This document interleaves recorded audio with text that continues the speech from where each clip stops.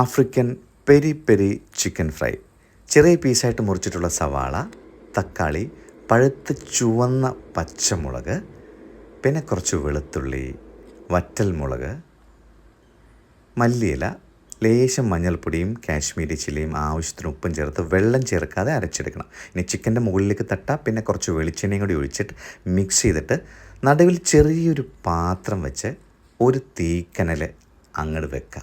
എന്നിട്ട് അതിൻ്റെ മുകളിൽ കുറച്ച് എണ്ണ ഒഴിച്ച് കൊടുക്കുമ്പോൾ സ്മോക്ക് വരും. എന്നിട്ട് അരമണിക്കൂർ മൂടി വയ്ക്കാം.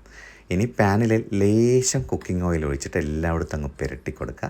എന്നിട്ട് ചിക്കൻ്റെ പീസ് ഓരോന്നോരോന്നായിട്ട് എടുത്തിടുക.